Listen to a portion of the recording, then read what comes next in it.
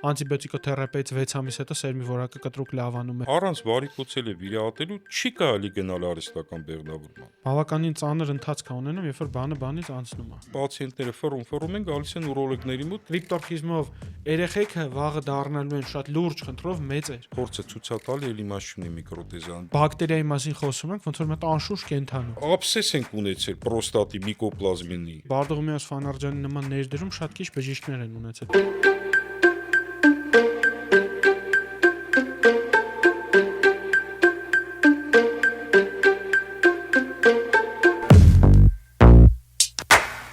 Ողջույն սիրելիներս, ամառա դուսը արդեն շոկը եկել է, կարճաթև մայքով եք հույս ունեմ, որովհետև տեսակ գարունը շատ ցուրտ էր ստացվում, հույս ունեմ ամառը արդեն իսկ տաք է։ Այսօր շատ թեժ հետաքրքիր զրույց ենք ունենալու, որովհետև իմ նեղ մասնագիտացման կոլեգաներից մեկն է ինձ հյուր ու շատ հետաքրքիր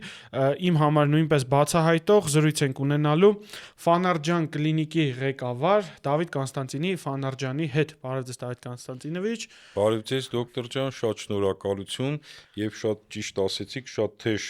զրույց ենք ունենալու եւ իհարկե ես ուզում եմ այսօր մենք խոսենք այդ թեմաների մասին, որոնք դուք չեք գտնի ուղեցույցներում, պրոտոկոլներում։ Միանշանակ։ Մի անգամ պրոֆեսոր Մոսյանը էլ էս տաղավարում մոտ շատ լավ խոսք ասաց, գիտես պրոտոկոլներն ինչի համար են, հենց եթերը գնացել է։ Չդատվելու։ Ասում չէ, ասում է գիտես պրոտոկոլներն ինչի, ասում ում համար է, ասում ում համար, ասում շարլատան բժիշկների, հա։ Ասում այսինքն պրոտոկոլը ստեղծված է որոշակի մարդկանց սահմանափակելու, բայց դա չի նշանակում, որ այն մասնագետները, ովքեր գտնում են նորարարական մեթոդ, դուք գիտեք, որ մի մեթոդը մտնի ուղեցույց դարեր է պետք ասենք մինչև հաստատվի, իսկ այդ ընթացքում կարելի է լիքը պացիենտների օգնել, բայց մի քիչ զրուցենք ձեզանից, ձեր ժառանգությունից, այսինքն այն ինչ որ կրում է Ֆանարջյան ազգանունը։ Մենք մի հատ փոքր վիդեոհոլովակ նվիրել ենք ձեր պապիկին Բարդողումեոս Ֆանարջյանին, այստեղ Սերգեյ Վիկտորովիչն է հյուր եղել, զրուցում ենք ռոբոտիկ վիրաբուժությունից ու ինչ է նշանակում կրել տենց ազգանուն, որը գտնվում է հայկական բժշկության հիմնասյուներում, ոնց եք հիշում դուք ձեր պապիկին ու ինչ ազդեցություն է այդ ամեն ինչը թողել ձեր վրա։ Ես 5 տարեկան էի, երբ որ հիշում եմ իմ պապիկին եւ իհարկե այդ մեծ պատասխանատվություն է, շատ մեծ պատասխանատվություն է եւ նաեւ շատ մեծ դժվարություն է։ Բնական է, որ ես միշտ ուզեցել եմ բժիշկ դառնալ, որ դպրոցական ժամանակներին, երբ որ գնում էի պապայի մոտ հիվանդանոց կամ մերոնք սա բժիշկ են կամ մամայի մոտ կամ sense գնում էի իրանց մոտ, միշտ վիրաբույժներին տենում էի, ինֆակտ սպիտակ խալաթներ, sense կալպակներ, հա, ես այդ տիպաժի վրա միշտ սիրահարված էի, ուզում էի դառնալ բժիշկ, երկրորդ, երրորդ դասայից ես գիտեի, որ դառնալու եմ բժիշկ, ու ես հասկանում էի, որ իմ վրա մեծ պատասխանատվություն է, որպեսզի պահեմ այդ ազգանունը, լավ բժիշկ դառնամ, լավ մարդ դառնամ, հարգված մարդ դառնամ, որպեսզի այդ ազգանունը կարողանամ կրեմ եւ պահեմ։ Իսկ պապիկին դուք 5 տարեկան եք եղել, որ ինքը մահացել է։ Հա, ես փոքր էի, ես իրան շատ այնց սմութն եմ հիշում։ Հա, բայց իր տված ժառանգությունը այն ինչ որ կա Հայաստանում ուռուցքաբանության մեջ, եւ Բարդողումեոս Ֆանարջյանի նման ներդրում շատ քիչ բժիշկներ են ունեցել եւ մատերի վրա կարելի է հաշվել։ Մենք իր մասին որ հոլովակը ասած նկարում էինք, ասում եմ, ջոգում եք ինչ արել մարդը, գնացել է դրսից, Գերմանիայից, չգիտեմ, Ռուսաստանից տեխնոլոգիաները բերել է, ներդրել է մենակով ու այդ ամեն ինչը աշխատացրել է ու ժամանակ կար, որ ԽՍՀՄ տարիներին Հայաստանում ուռուցքաբանության ոլորտում առաջատարներից է մեկն է եղել։ Եվ իր գրքերը մենակ Հայաստանում, Ռուսաստանում, Գերմանիայում չէ, ամբողջ աշխարհում եւ իտալերեն կար, եւ ճապոներեն կար։ Ես ունեմ այդ կոլեկցիան, մոտս կա իր գրքերի կոլեկցիան։ Այդ գրականությունը։ Այո, ռենտգենաբանությունը։ Հա, ստամոքսի, ես հիշում եմ դեռ ստամոքսի հիվանդությունների ախտորոշման ռենտգեն մեթոդներ, տենց աշխատություն ունի ինքը նաև ստեղծված, հա։ Շատ հետաքրքիր է, բայց ձեր մասնագիտությունը այդքան էլ ուռուցքաբանության կամ ճառագայթային բժշկության հետ կապ չունի, ինքը ավելի շատ որն է, ուռոլոգ, ուրոլոգիա, անդրոլոգիա, հենց այդ մասնագիտացումն է, ոնց ստացվեց, որ դուք ընտրեցիք հենց ուռոլոգի մասնագիտությունը։ Գիտեք, ոնց շատերը որ ուրոլոգիա լսում են, որ ասում ես ուրոլոգ եմ, իրանք մտածում են ուռուցքաբան ես, ասում են, վայ Աստված չտա ես քո մոտ ընկնեմ շատ։ Դե նես չի որ իմանան ինչա, Աստված տա ընկնեմ։ Երբ որ ինստիտուտը ավարտեցի, ավելի շուտ միջև ավարտելը, գնացել էի ուռուցքաբանության ոնկոլոգիայում աշխատում էի, Եվ գնացի ուրոլոգիայի բաժանում 20 Մկրտիվ Չվիչի մոտ, դու կարող չէ հիշեք իրան։ Ինչ էիք աշխատում։ Ուրոլոգ։ Ուրոլոգ չէ, ուղղակի պրակտիկա էի անցնում։ Ուղղակի պրակտիկա էի անցնում եւ ես որ արդեն ինստիտուտը ավարտեցի, բավականին մեծ գիտելիքներ ունեի ուրոլոգիայից։ Եվ տենց ոնց որ որոշեցի դառնամ ուրոլոգ, ընդունվեցի արձինատուրա եւ սկսավ իմ պրոֆեսիոնալ ճանապարհը։ Իսկ հեչ եղել է որ փոշմանը դեպք գնայի պապի պես ճառագայթան։ Չէ, ճիշտ ասած, չէ, չեմ փոշմանում, մեկ մտածում եմ, որ կարելի էր դառնալ ստոմատոլոգ, հա, իմպլանտոլոգ դառնալ, քանի որ նու չեմ ասի իրանց գործը հեշտ է, բայց գոնե մահացություն չկա, սմերտես չկա, այդ արդեն ոնց որ ասած թեթևացնում է։ Այսինքն ձեր քայլերը, իսկ արձինատուրան որտեղ եք անցել։ Արձինատուրան Իվան Գերասիմովիչ Աղաջանյանի մոտ եմ անցել Միքայելանում, հետո ասպիրանտուրան Մոսկվայում, բայց այդտեղ պաշտպանվել եմ, որովհետև այն ժամանակ ինձ տվեցին թեմա, ես մինչև հիմա հիշում եմ, Viagra и эректильная дисфункция։ Viagra-ն էլ ինքը ռեգիստրացիարս պրեպարատ չէր, то есть համարյա անհնար էր այդ կանդիդատскին անել, էլի, եթե դասությունները անել։ Այդ ժամանակ նոր էր ինքը երևի հայտ галիս, հա։ Եվ եկա Հայաստան, արդեն ուռուցքաբանության կենտրոնում ընդունվեցի ուրոլոգ, արեցի աշխատանք, միտաանալիզ ռակը մочевого пузыря в Республике Армения։ Բավականին մեծ աշխատանք էր, մոտավորապես 750 հիվանդի վրա։ Հա, այդ լուրջ թիվ է։ Ղեկավարս Հայրո Միխայելիչներ մի օր ասեց, այ տղա ջան, ասում է, այսքան հիվանդի ես կանդիդատский անում, կես արա, հետո դոկտորսկիտ կանես, բայց մեջս այդ մաքսիմալիզմը կա, ես հաուզում եի ոնց որ լավ աշխատանք անեմ եւ այլ, ստե պաշտպանվեցի։ Հետաքրքիր է, ինչ եզրահանգման եկաք այն ժամանակ, երբ որ ստացաք այդ պատասխանները։ Պրոտոկոլները շատ են փոխվել, այն ժամանակ մենք անում էինք միզապարկի ռեզեկցիա։ Հիմա որը տուր չկար այն ժամանակ։ Որը բացառված է հիմա։ Հա, սկի տուր չկար։ Ես ստադիաներն էի վեկարել, T1, T2, T3, T4, սա վիրահատությունները, ամբողջ հիվանդանոցների արխիվները մեծ մետաանալիզ եմ արել, մոտավորապես մի 100 քանի հիվանդել իմ հիվանդներից էր։ Եվ տենց 700 քանի հիվանդով արեցի մեծ մետաանալիզ, մեծ աշխատանք էր, բայց հիմա ինքը ակտուալ չի։ Հիմա ինքը ակտուալ չի, որովհետև անցել է արդեն ինչքան է անցել 10 տարի։ 20 քանի տարի, չէ, 20 քանի տարի։ Դու տարիքի իջացնում ես, 10 տարի, 6 տարի առաջ էր դա։ Չէ, օրինակ միզապարկի ռեզեկցիան ես չեմ տեսել կյանքում։ Չեմ պատկերացնում ոնց է ինքը արվում, վիրահատության տեխնիկան չեմ պատկերացնում ոնց է ստացվում։ Արդյունքներ տալիս էր նենց ոնց որ օրինակ մենք հիմա տուր ենք անում միզապարկի, օրինակ քաղցկեղների պարագայում։ Չէ, իհարկե բացել չի կարելի միզապարկը։ Ռեզեկցիաները այն ժամանակ ուղղակի չկար գործիք։ Գործիք չկար, արվում էր ռեզեկցիաներ, հետո դրանից հետո ադյուվանտ լուչևոյ թերապիա, խիմիոթերապիա, ուրիշ էին պրոտոկոլները։ Հիմա ժամանակի ընթացքում իհարկե պրոտոկոլները փոխվել են, հիմա մոտեցումները փոխվել են եւ արդեն ուրիշ աշխատություններ են արվում, որ ակտուալ են այս մեր ժամանակներին։ Հիմա մենք ապրում ենք մի ժամանակաշրջանում, որտեղ միզապարկի քաղցկեղը ինքը բավականին ծանր ընթացք է ունենում, երբ որ բանից անցնում է։ Մենք արդեն գնում ենք ցիստեկտոմիաների, աղիքային պլաստիկաների, բայց եկել ենք մի ժամանակներ մենք գուցե եւ ապրում, որ ընդամենը տարին մի անգամ սոնոգրաֆիկ հետազոտությունը կարա քեզ, չգիտեմ, միզապարկի քաղցկեղի պարագայում բուժումը լինի այն աստիճան արդյունավետ, որ հիվանդը ընդամենը, հա, մի ժամ օպերացիա, 2 օր հիվանդանոց ու մի 6 ամիս բացաստեղում իրա, որ ինքը գնա կյանքը դասավորի, հետ գա մի հատ էլ անցնի։ Ես գիտեմ դուք անպտղությունով զբաղվում եք, դա նույն բանն է, ոնց որ հիմա անեք ամորձու բիոպսիա առանց միկրոսկոպ, то есть միկրոտեզա չանեք, հա, դա ինչ է, նույն բանն է, ոնց որ փակ աչքերով անես ապենդեկտոմիա։ Ձեռով շոշափես ապենդիքսի գտնես, հեռացնես։ Եթե առանց միկրոսկոպ չես անում, դու չգիտես այդ բիոպսիան որտեղից վերցնես։ Միկրոսկոպը օգտագործում ես լրիվ ուրիշ աշխարհ է։ Դու այդ էլեմենտները տենում ես, հա, որտեղից վերցնես, որտեղ լայնացած սերմենաձորաններ կան, որտեղից վերցնես, որ շանսը շատ է լինի այնտեղ սպերմատոզոիդ գտնելու։ То есть փոխվում է, էլի ժամանակի ընթացքում շատ բան է փոխվում։ Օրինակ հիմա հարցից գամ, էլի, մենք ոդկասթի ֆորմատում միշտ զրուցում ենք իրար, այտենց հարցից գամ, ես արձինատուրայի երևի առաջի տարին անցավ, ես հասկացա, որ ես օրինակ մեծ վիրաբուժության մեջ չեմ ուզում լինեմ։ որովհետև մեծ վիրաբուժությունը սովորում էր, հասկանում եմ, որ ավարտեմ, այնց ճանապարհ չի բացվել, էլի այնտեղ շատ երկար ժամանակ։ Դավթ մեծ վիրաբուժություն, որ ասում եք, ինչ է նկատի ունեք։ Օրինակ ցիստեկտոմիաներ, պրոստատեկտոմիաներ, ու տենց բարդ վիրահատությունները, ու մեր պոլիկլինիկայում, ես Կրասնոդարում եմ անցել արդինատուրաս, պոլիկլինիկայում կար Եֆրեմով Միխայել Եվգենիևիչ, իմ ուսուցիչն է։ Ինքը ու ոչ մեկ չէր գնում իր մոտ արդինատոր։ Հետո քրի այդ մարդու մոտ չեն գնում, ինքը անդրոլոգ էր։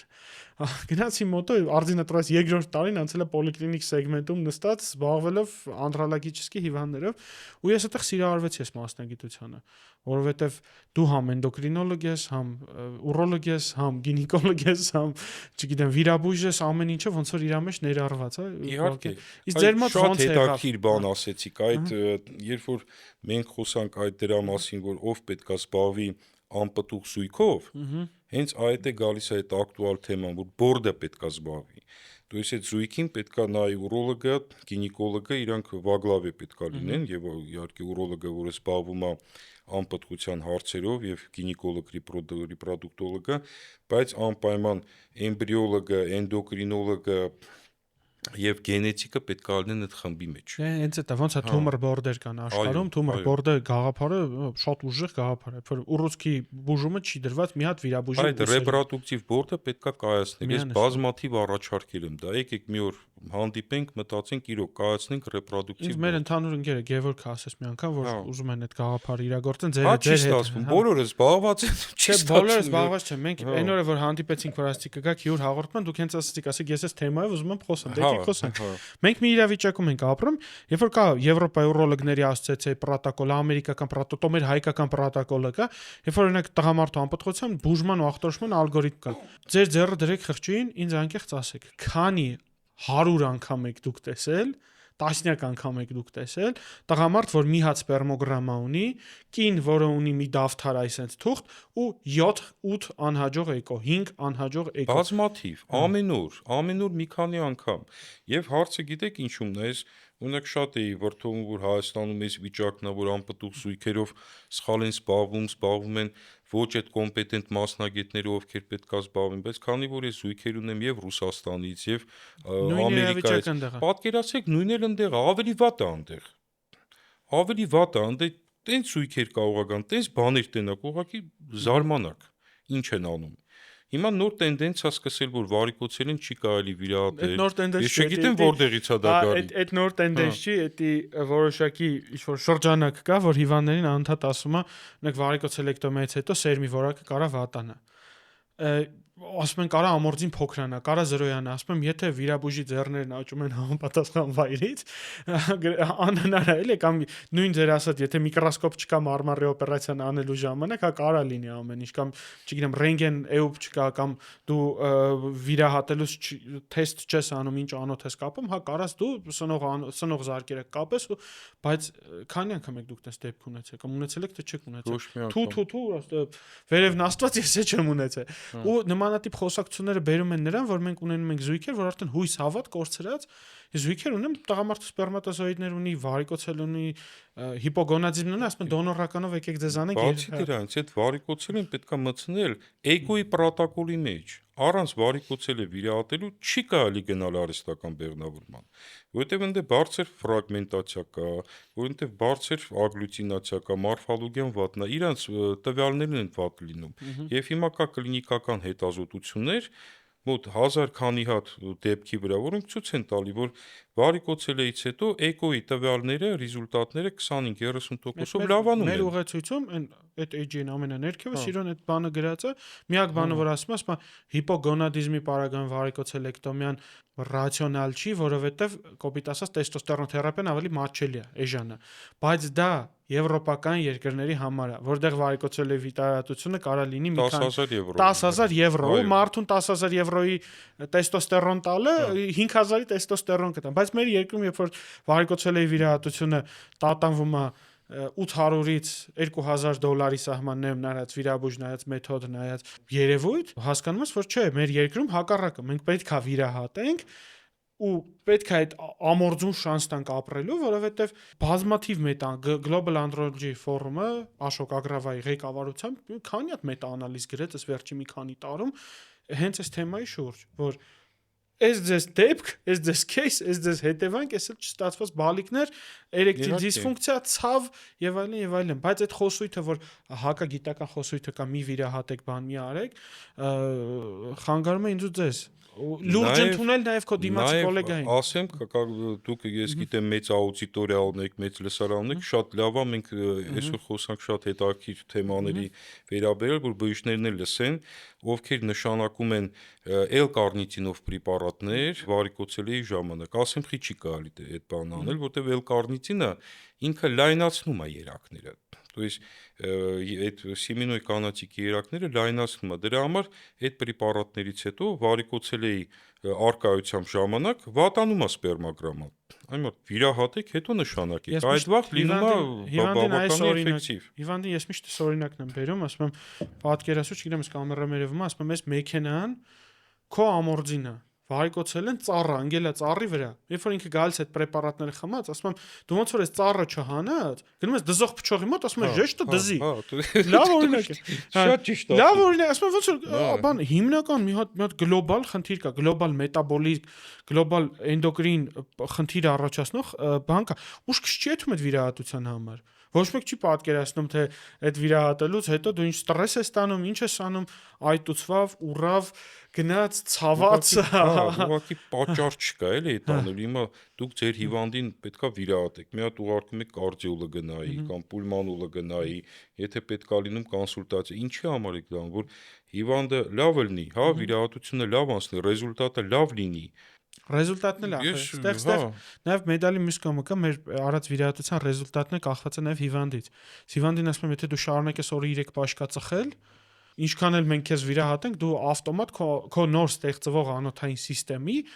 հերն անիծում ես։ Դու եթե շարունակում ես ծխել, եթե շարունակում ես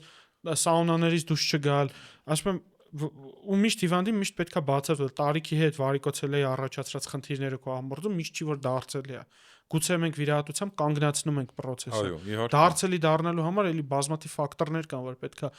բացառել, որ լինի։ Այո, վարիկոցելիին որ վիրահատում ես, դու կանգնացնում ես այդ process-ները ամորձու մեջ, որոնք բերում են սպերմատոգենեզի վատացման։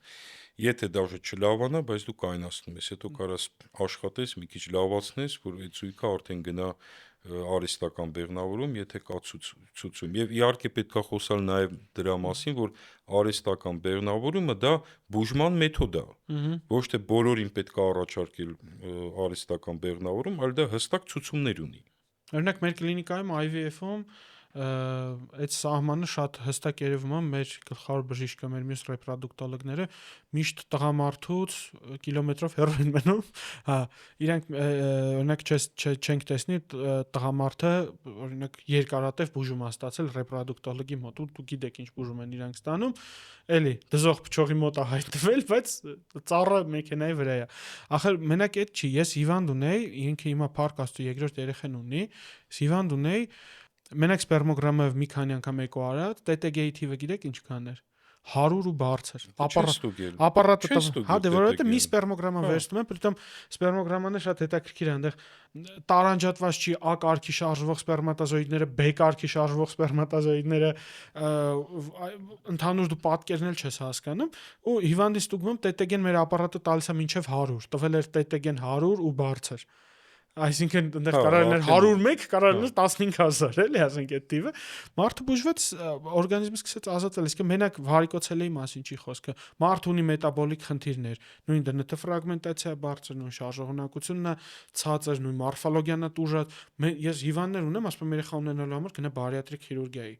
Քո BMI-ը արդեն 4-րդ աստիճանի ճարպակալում է, դու ոչ էկոն, ոչ բանը, ուրիշ օրինակ եմ բերում, ասում եմ այդ երեխան որ ծնվավ, իրան պապայա պետք առողջ, որ կարողանա այդ երեխուն մեծացնի։ Իհարկե, շատ դեպքեր կան սեռավարակներով, հա, ունակ սեռավարակներ ու ծանր օլիգոաստենոզոոսպերմիա։ Այդ խմբի մոտ պետքա հասկանալ, բուժել է հիվանդին, թե այդ պացիենտը պետքա գնա արհեստական բեղնավորման, որովհետև էմբրիոլոգը շատ լավ կարա այդ սպերմատոզոիդները անջատի, անի իր գործողությունը, նոր սկսես բուժել, որովհետև շատ դեպքերում բուժելուց հետո այդ ծանր անտիբիոտիկա թերապիայից հետո բազմաթիվ դեպքեր ունեն։ Գնում ազոոսպերմիա, հետո չեն կարողանում վերականգնել։ Մեր հաղորդման գործընկերն է բժշկական գենետիկայի եւ առողջության առաջնային պահպանման կենտրոնը։ Բժշկական գենետիկայի կենտրոնը Աբովյան 34/3 հասցեում գտնվող բոլորդ էլ գիտեք, ու գիտեք, այնտեղ կարելի է հանձնել գենետիկական անալիզներ, մասնավորապես պարբերական հիվանդության հետ կապված։ Սակայն քչերը գիտեն կամ զարմանում են մեկ-մեկ, որ բժշկական գենետիկայի կենտրոնում կարելի է հանձնել անալիզների ամբողջ սպեկտրը, սկսած արյան ընդհանուր քննությունից վերջացրած բարդ NGS պանելներով կապված հղիության, օնկոլոգիական հիվանդությունների, ռևմատոլոգիական հիվանդությունների, սիրտանոթային հիվանդությունների եւ այլ տարբեր տեսակի պաթոլոգիաների համար։ Կարող եք հանձնել հորմոնալ տեստեր, կենսաքիմիական տեստեր, մանրեաբանական հզոր լաբորատորիա, PCR լաբորատորիա եւ շատ ծառայություններ, որ մատուցում է բժշկական գենետիկայի կենտրոնի պրոֆեսիոնալ, բարի ու շատ ընկերասեր թիմը։ Մանրամասների համար կարող եք զանգահարել 015 800 800 հեռախոսահամարով կամ այցելել cmg.am կայք։ Իդեպ բժշկական գենետիկայի կենտրոնը անցել է ISO հավաստագրումը։ Դե ինչ սիրելիներս, այցելեք մեր մոտ ու առողջ եղեք։ Մի հատ հետաքրքիր բան կար,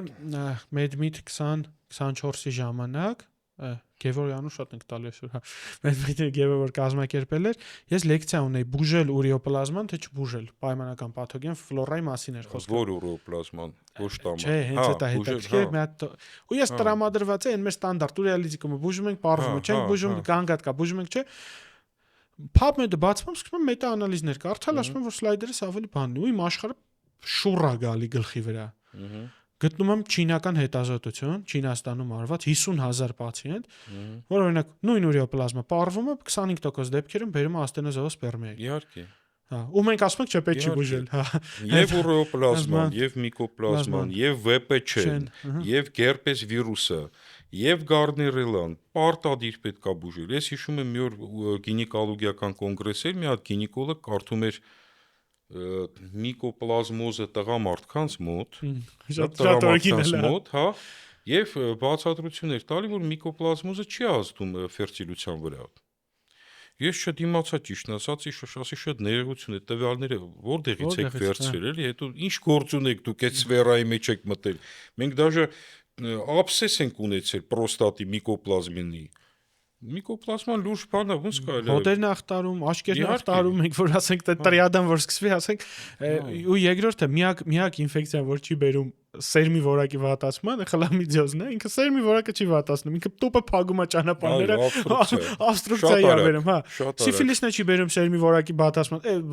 վատացման, մի բուժեք, բայց նույն հետո այդ հետազոտություն չինականից զատ կար, վիետնամական հետազոտություն 4000 պացիենտի վրա, որը բակ վագինոզ ասոցացված տղամարդու մոտ բալոնոպոստիտները սերմի որակը վատացնում են, անտիբիոտիկոթերապիայից 6 ամիս հետո սերմի որակը կտրուկ լավանում էր։ Ու դու հասկանում ես, որ եվրոպական հետազոտությունները շատ ժամանակ նաև մի հատ հետ հայացք են գցում ապահովագրականների վճարների եւ այդ թվերի վրա եւ շատ ֆարմ կամպանիաների ֆակտոր կա այնտեղ։ Ես բազմաթիվ հատվածներ կան, որ համոզվել եմ։ Դե նոր խոսացինք, որ վարիկոցելը վիրահատելը այնտեղ ավելի թանկ է գալիս, քան օրինակ տեստոստերոն թերապիան։ Դու հասկանում ես, որ այդ հետազոտությունը կարող է լոբինգ արած երրորդ կամպանիայի կողմից, որը պրոստը տեստոստերոնը արտադրում ու պետք է, հա, ես բան չունեմ ասելու, ամեն հիվանդ ընտրում է իր բժշկին իր բուժման մեթոդը, այդ մեր Երևան Սերգեյչի սիրած խոսքն ասում, ամեն հիվանդ ընտրում է իր բժշկին, ու այդ ես միշտ տենց ականջի սող եմ արել։ Դե իհարկե տենց է, ռուսը լավ խոսք ուզի, ասում է подобное притягивает подобное։ Բայց եթե մարդը պատրաստ է օրինակի համար չանցնի, որովհետև մենք դոքսիցիկլինը տեսնում ենք օրինակ նույն որ բուժում ենք այդ միկոպլազման, ուրիոպլազման մնացածը մենք տեսնում ենք, չգիտեմ, 6-7 ամսով նշանակված ակնեի համար կամ այլ տեսակի հիվանդության համար մենք չենք ուզում 7 օր տանք, որպեսզի միզասեռական համակարգը բուժենք ներբջջային ինֆեկցիայից, որը չի ախտարում, օրինակ նույն VPC-ն հլա էպիթելն է ախտարում կամ լորդոտը ներբջջային ինֆեկցիա, որ կարա նույն սպերմատոզոիդին ախտահարի ներբջջային մեխանիզմով։ Բազմաթիվ կրիպտորխիզմով հիվանդներ կան մեծ տարիքում։ Պետք է այդ պոլիկլինիչիսկի զվինոների խոսել եմ դրա մասին, այդքան եմ խոսել, այ մրտ, պետք է այդ զվինոն ապահովել պոլիկլինիկան, պետք է ուրոլոգը։ Իհարկե, մանկական ուրոլոգը։ Ես վերջերս տեսա մանկաբույժները կոնֆերանս ունեն ու նամակ եմ գրում կազմակերպիչին, ասում եմ ես լրիվ անվճար, ընկերական, ամենավերջում ուզում եմ մի հատ 15 րոպե լեկցիա կարդամ կրիպտորխիզմից, ասում եմ ես մանկական ուրոլոգ չեմ, ես այդ հիվանդին չեմ վիրահատելու, դաշը PR-ու ռեկլամ չեմ անում ինձ։ Խնդրում եմ ուղղակի թույլ տուր մանկաբույժներին ասեմ, որ կրիպտորխիզմով երեխեքը վաղը դառնալու են շատ լուրջ խնդրով մեծեր։ Հələ չխոսանք ուռուցքների մասին, ամորտիների, ինչքան է բարձանում ռիսկը։ Կիչնի, մասաժներով կիչնի, չգիտեմ, դեղերով կիչնի, բանկից չէ, իջնելու մի հատ ձև կա, սեմնալարից քաշում եք, փոշտ կարում եք։ Դե որտեվ չեն տենում իրանք այդ դեպքերը, մենք ենք տենում։ Վերջը այդ պացիենտները ֆռում են, գալիս են ուրոլոգների մոտ, մենք ենք այդ դեպքերը տենում։ Եվ ամորձու քաղցկեղները, եւ ազոոսպերմիաները, եւ գիպոգանադիզմը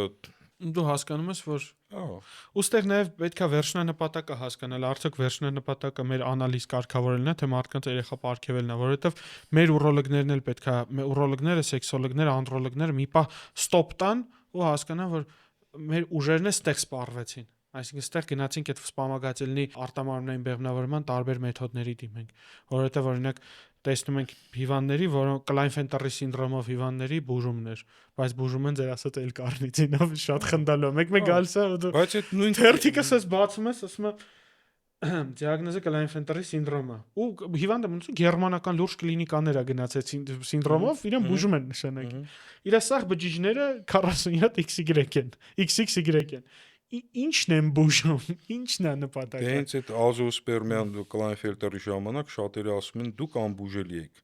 Ինչու են անբուժելի։ Քանի հատ դեպք ունենք մենք միկրոտեզայից հետո։ Միկրոտեզեն մեր ուղեցույցն է տալիս, որ մենք 30-ից 40%, եթե ոչ ավել, հնարավոր է հայտնաբերել։ ուղղակի փոքր տարիքում, շատ փոքր տարիքում պետք է։ Չէ, միջև գարմանալնի թերապիան։ Եթե զամիստիցիլնի թերապիան սկսվել է, արդեն իմաստ չունի ընդ փորձը ցույց տալի էլ իմաստ չունի միկրոտեզան, բայց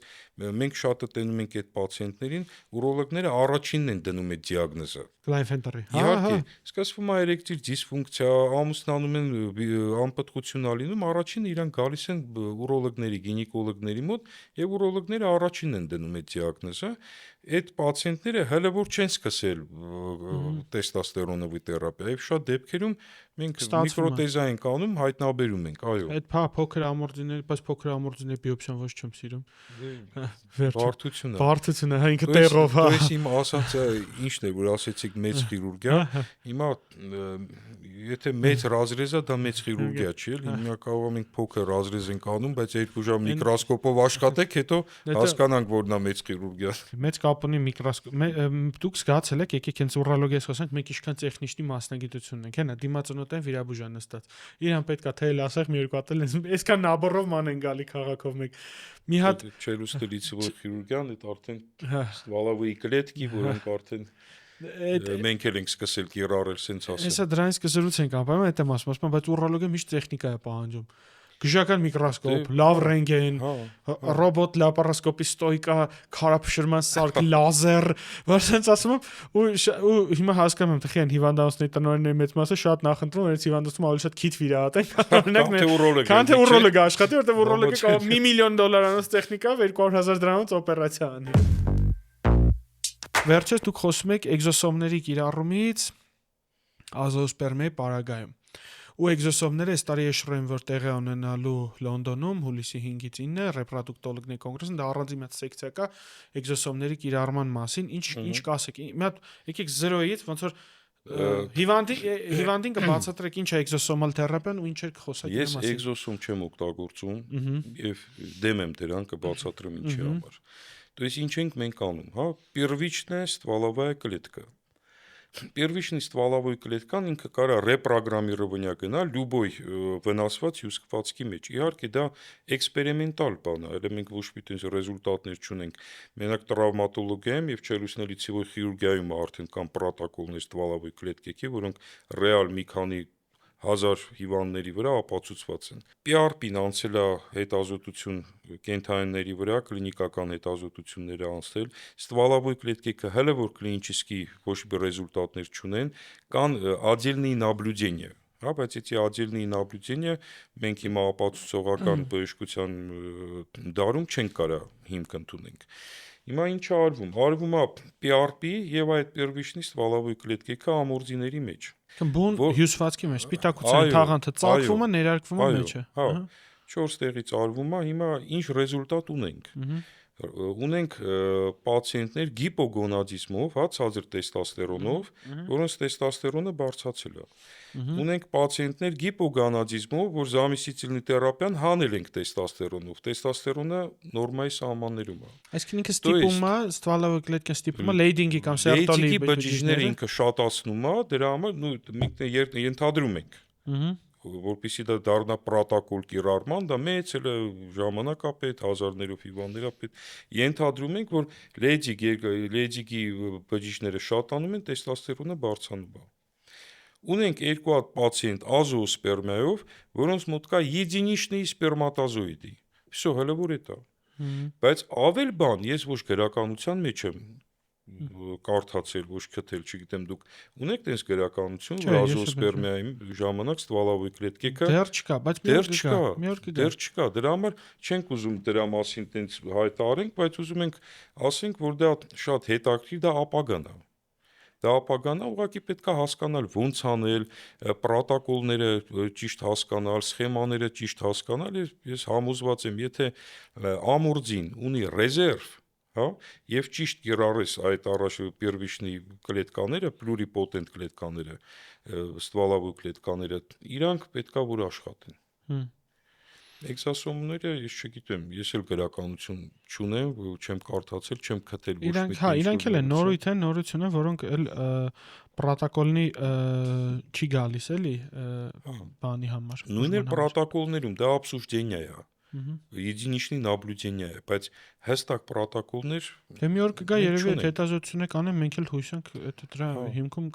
կարողանանք գտնվել։ Այսինքն վերցնում է ինչա PRP-ն էլի մարդկանց երկու բառով բացատրեմ, դա ոչ դեղ է, ոչ մի դրա հետևում լուրջ վառ կամպանիաներ չկան, լուրջ բաներ չկան, դա ձեր սեփական արունն է, ցենտրիֆուգված, շիճուկն անջատված, շպրիցի մեջ հավաքված 4 տեղից ամորձու մեջ կատարվում է սրսկում մի շպրիցի 10 միլին չէ 4-5 միլի որտեղ ավել չես կարա 4 տեղից այդ 4-5 միլին սրսկվում է ու դու գնում եք տուն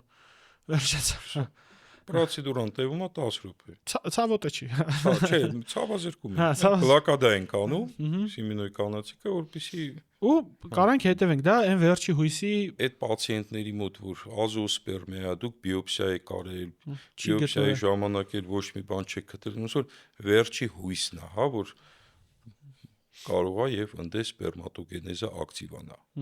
բայց իհարկե ես համոզված եմ գալու է տենց ժամանակ տենց օրա գալու որպեսզի այդ պացիենտները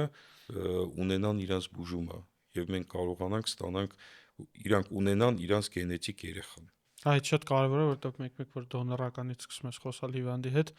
ասում ես ոնց է տրամադրությունը միանգամից շատ դոնոր կա Հայաստանում ես դոնոր չեմ չգիտեմ չէ դուք այդ թեմայի մեջ եք նաեւ աշխատում եք քիչ չեն հերիքում են հերիքում են դոնորները հետո մարդիկ կան օրինակ հարազատ մարդու ինչ-որ դոնորական են օգտագործում որ գենետիկ կոդը շարունակվի մարդիկ կան հակառակը չեն ուզում իմանան բայց դե ոնց որ մի հատ հին ռուսական ասացված կա ասում է ծնողը այն չի ով որ բան արի ում կոդն ասում ծնողներն է ով որ մեծացրել է այդ մարդկանց մարդլիքը երջանիկ ընտանիքներ կան բայց տենց է ստացվել դոնորական ձևաբջիջ կամ դոնորական սպերմատոզոիդներ են կիրառել էրեկտիլ դիսֆունկցիայից եկեք խոսանք Եփ ենք մենք ախտորոշում էրեկտիլ դիսֆունկցիա, որովհետև այդ մի հատ շատ եմ սիրում, ես այդ հիվանդին ասում եմ, մի հատ ասում եմ մոտս էրեկցիան լավ չի։ Ասում եմ, մի հատ կբնորոշես ինձ նկարագրի, էլի, քո էրեկցիայի վատ լինելը, ուտեղ հասկանում ես մարդու մոտ կա էրեկտիլ դիսֆունկցիա, թե չկա, օրինակ մարդ կա, ասում եմ, հայ մոտ ստացվում է 3 անգամ, 4-ը չի ստացվում, մոտ էրեկտիլ դիսֆունկցիա է։ Դե դա մի կողմն է, բայց որ պացիենտը ասում եմ, երբ է վերջի հարաբերությունը տեղել, ասում եմ մի տարի առաջ, բայց մոտս էրեկտիլ դիսֆունկցիա է, տենց ոնց է, ես չեմ հասկանում։ Ես Ռուսաստանում օրխիտով հիվանդ էի ընդունարանում, ծանր ջերմությունը 40 բան,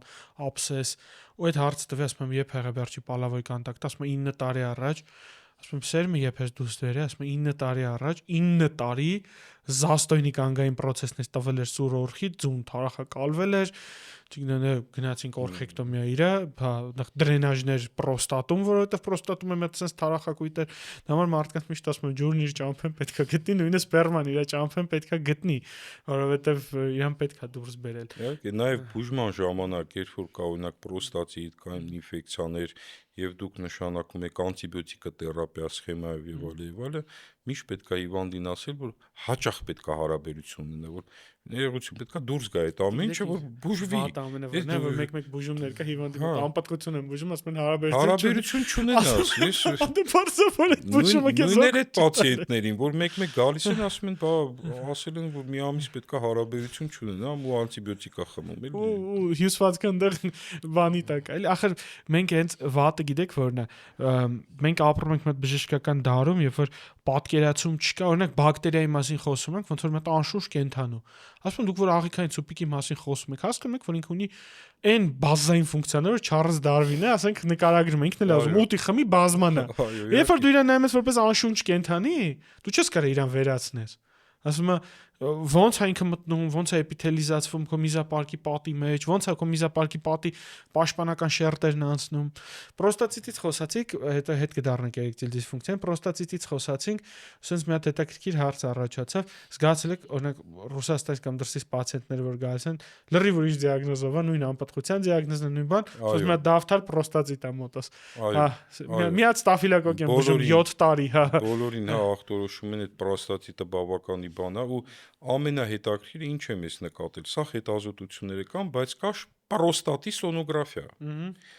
Ասում եմ, ինչի համար չեն նայել երիկամներ, շիտավիտ կա, չէ, պրոստատի, մենակ պրոստատն են նայում սոնոգրաֆիա։ Ինձ էլ որ գալիս են, բա կարենք մի հատ պրոստատը սոնոգրաֆիա անենք ձեր կլինիկայում, ասում եմ, մենք պրոստատի սոնոգրաֆիա չենք անում, կարենք ընդհանրապես բոլորը անենք։ Հա, որովհետև բազմաթիվ դեպքեր ցույց են տալի, որ մի օրգանը նայում են, հա, բայց ընդ պարզվում է երիկամի ուռուցք է։ Ես օրինակ միզասեռական սոն եմ անում, իմ ներկոնսուլտացիոն ինքը ոչ առանձին է, լիցենզիան ունեմ չնայած, երիկամներ, միզապարկ շագանակագեղձ անդամ ու ամորդիներ, բայց ոչ մեկ առանց որովայնի սոնոյի մոտիցս դուրս չի գալիս։ Իսկ մենք ունենք սոնակ, ես օրինակ գոնե նայում եք, որ հանկարծ ժամանակ չունեմ, օրինակ որ լեղապարկի սոնոգրաֆիան դրեմ 0-ից նենց սովորեմ, ոնց որ մարդը որ դահաճիկը ձեռը 20 տարի լեղապարկ է նայել։ Ու դրա համար ասում եմ, չէ, մի հատ որովայնի ու վահանաձև գեղձի սոնոգրաֆիան է, մեր սոնոգրաֆիստը քեզ կանի։ Հա, ես կնայեմ, այդ աղբանը կտենենք։ Շատ ուռուցքներ են հայտնաբերում։ Վահանաձև գեղձի, շատ, որ պրոֆիլակտիկ սոնոգրաֆիան անում ես, շատ դեպքեր ա լինում, որ հայտնաբերում ես։ Հիվանդը գնում է, պատրաստվում է վիրահատության կամ ընդհանուր պլանային հետազոտությունն է, ուզին պետքա լիարժեք կարվի։ Իսկ բանը, այդ հենց այդ պրոստատիտների բանը է։ Ու իրանք միշտ ախտորոշված են սոնոգրաֆիկ։ Ասում եմ հələ դե դիմիկում, ասում եմ հələ մեկ կլինիկա պատմի։ Ցավ ունես։ Կրակալման օջախ։ Կրակալման այդ շատ խնդալու էլի, ասում եմ իմս ցույց տա մի 3 հատ ունեմ ես։ Անձամբ էլի։ Ասում եմ փակում եմ, ասում եմ ինչ գանգատում, ցավ ունես, ասում եմ չէ, ասում եմ մի զարթակման խնդիրն ես, գիշերն է զարթնում, նապորնաթուլ, ջահել տղա դեմ 24 տարեկան չի կարենք հետի ունե։ Չէ, այդ ոչ մեկ չունեմ, ասում եմ, որտեղից էս դիագնոզը։ Պրոստատիտ ինքը կլինիկական դիագնոզ է։ Ասում եմ, որտեղից էս դիագնոզը։ Ասում եմ, սոնո արին, ասին կալցինատ կա։ Ասում եմ, բայց այդ կալցինատը չի վերացել։ Հարցը տալի։ Իսկ վերջերս ամենաշակիրուշին եմ տարել, մարդը Ֆանենշտեյնի կտրվածքով բաց օպերացիա Ֆանենշտեյնով էր, չէ, ոնց որ պատկերս եկել, sense բանով գնացել էր, կալցինատ էին հեռացրել։ Այդ որտեղ է դեպքեր։ Հյուսիսում։ Հյուսիսում։ Չէի լսել, այդ ինչ չէի լսել։ Ես էպիկրիզն եմ, էպիկրիզով է ու դա լինի կալցինատը պրոստատի։ Ասում եմ, քարը ճնշում, շատ խնդալու է, ասում եմ, լավ էլի, էդի աբսուրդի ժանրից է։ Էրեկտիլ դիսֆունկցիայի եկեք խոսանք, էրեկտիլ դիսֆունկցիայի բուժման մեջ էլ մենք շատ ժամանակ տենում ենք այդ պրոստատի ինֆեկցիաները բուժած, բայց մարդը նստում է դեմը ստրեսի մեջ, ձեռները դողում է, չգիտեմ բան անում, ու իրան բուժում են պրոստատիտ, բայց ինքը արդեն իր մոտ հոգեբանական էրեկտիլ դիսֆունկցիա է, վաղուց ձեր մոտ շատ են այդ դեպքերը, որ դիմում են։ Ես տենց առանձնահատուկ էրեկտիլ դիսֆունկցիայով հիմա չեմ զբաղվում, բայց զբաղվել եմ իհարկե։ Ընդ մի հատ ֆիշկա ասեմ, որ պացիենտին երբեք չի կարելի ասել, որ քո մոտ հոգեբանական խնդիր է, տեղից է էրեկտիլ դիսֆունկցիան կամ ինքը դրա վրա ինքան է կանգնում, պսիխոլոգիչիսկի խնդիր կա, ոչ մի դեպքում, եթե դուք տենում եք, որ ընդ է հոգեբանական խնդիր է կամ պսիխոլոգիչի, պացիենտին պետք է ասել 2-3 օրից պետք է սկսես լավանաս, ամեն ինչ նորմալ կլինի, մենակ կուրսը միջև վերջ ստացի։ Ու փորձը ցույց է տալի, որ այս ֆակտորը դուրս է գալի, իրամուտ շատ շուտ ամեն ինչը կարգավորվում է։ Մեր երկրում այս 20 թվականի պատերազմից հետո որ տագնապային մարդիկ շատ են, մանավանդ տղերքը որ պատերազմ են անցել ու ասենք կաշմարների իրենք արդեն լուրջ նյարդահոգեբանական աջակցության կարիք ունեն, որովհետև ինչքան է դու իրան ասես հանգիստ եղի, ինքը մեկը գիշերը ինչ որ կաշմարի զարթում է պոստ-տրավմատիկ սինդրոմից։ Եթե խորացած վիճակա, հա, իհարկե պետք է արդեն պսիխիատրը զբաղվի։ Բայց հա, հենց էդ է ամբողջական խնդիրը։ Որտեղ եք տենում հայկական անդրոլոգիան, ուր է գնալու դեպի։ Դից երկուսով նստած ենք, մի երկու հոգի Ավելյանը ուր է։ Հայկական անդրոլոգիան, то есть անդրոլոգիան թե ռեպրոդուկտիվ անդրոլոգիան։ Ռեպրոդուկտիվ անդրոլոգիա։ Պետք է անպայման ռեպրոդուկտիվ բորդը կայացնել, պետք է Ես ձեր զբաղվել հետ եմ այդ հարցում։ Պետք է զբաղվել ռեպրոդուկտիվ անդրոլոգիայով։ Հիմա գիտեք ինչու՞մ է հարցը։ Մենք ժամանակ չենք ունենում հա խոսանք եւ կոնֆերանսների եւ այդ ոդկասթա, չէ՞, հա, բայց պետք է միավորվել, բարձրացնել այդ հարցը, որպեսզի հայ տղամարդիկ ճիշտ հետազոտվեն, հայ տղամարդիկ ճիշտ բուժվեն անպտղության ժամանակ, հայ տղամարդիկ իմանան որտեղ են գնում։ Իհարկե, որպեսզի մենք կարողանանք ռեզուլտատ տանք, որովհետև ինչու է անպտղության թվերը այդքան բարձրանում։ Ես իմ տեսլականը ունեմ, հիմա չեմ ուզում դրա մասին խոսամ, բայց միանշանակ պատճառներ կան, եւ այդ պատճառներից մեկը նաեւ բժշկական սխալ մոտեցումն է։ Մեծ տոկոսը։ Իսկ ռեպրոդուկտիվ բորդը, ռեպրոդուկտիվ անդրոլոգիան պետք է միանանք այդ մասնագետներով, ովքեր զբաղվում են տղամարդու անպտղությունով եւ այդ բորդի շրջանակներում եւ իրազեկենք եւ աշխատանքներ անենք եւ օգնենք, ինչու ոչ, եւ այդ բժիշկներին, ովքեր զբաղվում են տղամարդու անպտղությունով, թող second opinion-ը օգնենք, չեմ ասում մենք այդ հիվանդին վերցնենք, մենք վիրահատենք, պարզ խոսանք, բայց փորձենք օգնենք, որպեսզի մեր ռեզուլտատները լավանան։ Միանշանակ համաձայն եմ, որովհետեւ արդարության համար ասենք մենք ուրոլոգիայի մեջ second opinion-ի գաղափարը մի քիչ ավելի լավ է զարգացած։ Իհարկե, կամ թե ուրիշ մասնագետներ։ Որովհետեւ օրինակ ես չեմ համաչի, մեկ-մեկ զանգում եմ գոլեգաների հետ քննարկում եմ։ Երեք նույն հարցի շուրջ եւ մի 3 ուրոլոգի հետ մի հիվանդի քննարկել ենք։ Այդպես հերախոսակապով միացնում եմ, ասես սպասում մի հատ այս մեկին եմ միացնում, հա, միզացորանի ու ռուսկին կասկածում, էլի։ Ու ասես վիդեոյով ցույց եմ տալիս բանը։ Հիվանդը դեմս նստած։ Ասում ժողովուրդ ջան, էսի այն հարցն է, որ ես ձեր առողջության մասին պատասխանատվություն մենակ չեմ կարող վերցնել իմ ուսերին։ Եկեք մի հատ իրար հետ նայենք, վերջնական համոզման գանք, թե այստեղ ինչ կարելի է անել, որովհետև դա գլխավոր գաղափարը, ու եթե դու գիտես, որ դեմիտ մասնագետ օրինակ քարերից ուժեղ է, ու դու քարերից ուժեղ չես կամ դեռ ուժեղ չես, դու պետք է ուղղորդես այդ մարդուն ինքը այդ բուժումը ստանա, կամ ռեպրոդուկտիվ անդրոլոգիայից մեկը ուժեղ չի, պետք է ուղղորդել մասնագետի մոտ, որ դրանից ուժեղ է ու կարծիք լսի։ Միանշանակ հիմա այդ դառն է, որ տենում եք գնում է դեպի նեղ մասնագիտություններ, հա, բոլորս մենք ավարտել ենք ուրոլոգիան, հա, եղել ենք ուրոլոգ։ Ես 7-8 տարի աշխատել եմ օնկոուրոլոգիայում, հա, օնկոուրոլոգ եմ եղել, բայց ես հիմա չեմ զբաղվում օնկոուրոլոգիական հիվանդներով, չեմ զբաղվում միզաքարային, հա, ես այս 15 տարի, 20 տարի զբաղվում եմ ավելի նեղ մասնագիտական անդրոլոգիայով, եւ եթե մոտս պացիենտ է գալի, որը ուրոլոգիական անկալոգիա ունի, ես իրան ուղղակի ուղեկցում եմ համապատասխան մասնագետի մոտ, ես էլի կարամ վիրահատեմ, բայց ինչի համար, եթե ես ավելի շատ նեղ մասնագիտացել եմ